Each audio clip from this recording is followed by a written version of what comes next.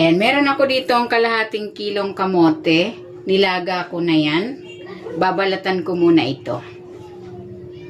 And after mabalatan nitong kamote, gagadgarin ko naman ito gamit itong cheese grater.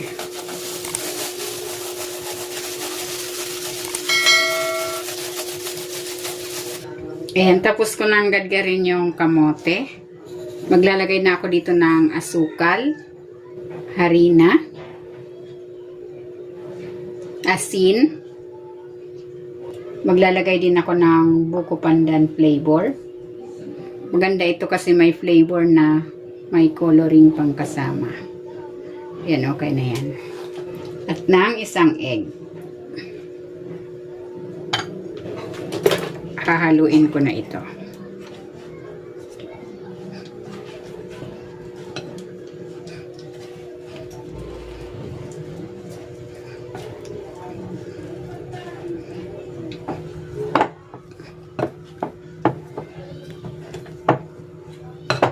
Ayan, okay na itong ating kamote mixture. Pwede na natin itong balutin.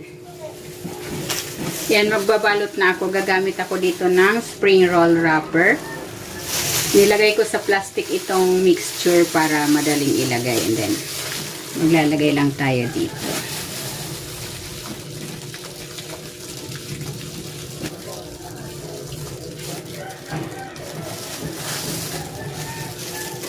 And then, i-roll ko lang.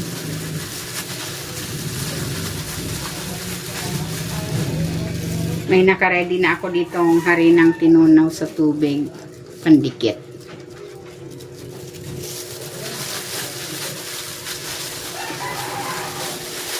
Ayan, ganyan lang. And then, hihiwain ko lang ito sa tatlo.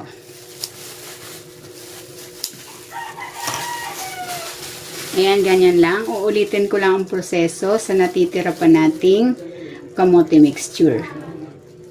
Nagpainit na ako ng mantika. Magpiprito na ako. Bali, nakagawa ako ng 20 na sticks. Cut into 3, bali 60 peraso.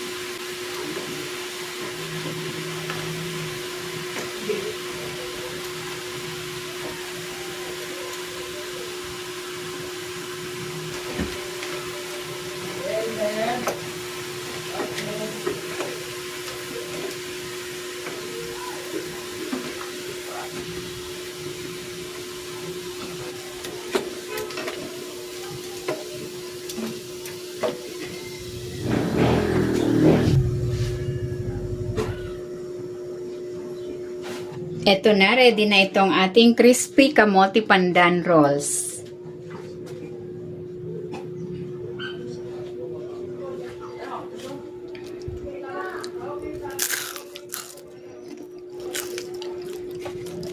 Sarap.